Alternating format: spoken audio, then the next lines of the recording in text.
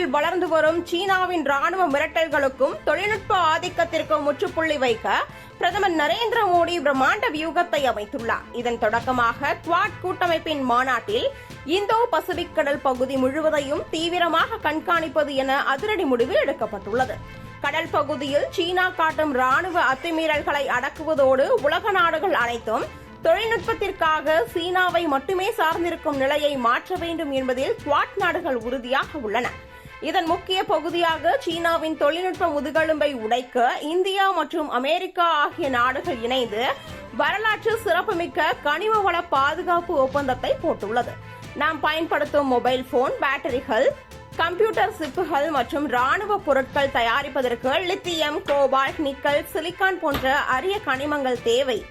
இதுவரை இந்த தொழிலில் 90% சீனா மட்டுமே தன் கட்டுப்பாட்டில் வைத்திருந்ததால் உலக நாடுகள் அனைத்தும் அதனிடம் கையேந்தும் நிலை இருந்தது. இந்த ஏகபோக உரிமையை உடைத்து இனி இந்த கனிமங்களை இந்தியாவும் அமெரிக்காவும் சேர்ந்தே பூமியிலிருந்து தோண்டி எடுத்து சுத்திகரித்து பயன்படுத்த போகின்றன.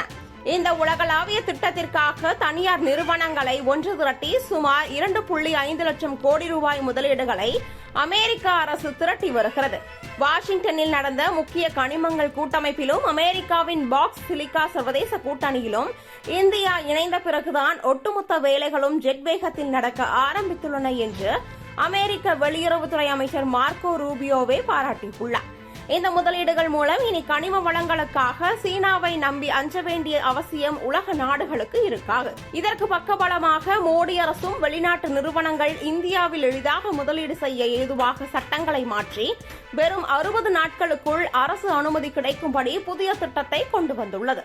இது மட்டுமல்லாமல் அலுமினியம், நிலக்கரி மற்றும் கச்சா எண்ணெய் கழிவுகளில் இருந்து கூட லித்தியம், கோபால்ட் போன்ற அரிய கனிமங்களை பிரித்தெடுக்கும் புதிய சூப்பர் தொழில்நுட்பத்தையும் இரு நாடுகளும் இணைந்து பயன்படுத்த போகின்றன.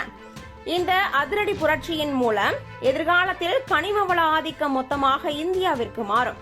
இதன் மூலம் உலகமே வியக்கும் வகையில் சர்வதேச தொழில்நுட்பத்துறையின் முதன்மை மையமாக இந்தியாவை பிரதமர் நரேந்திர மோடி மாற்றி நிறுத்தியுள்ளார் என்பது அசைக்க முடியாத உண்மையாகும்.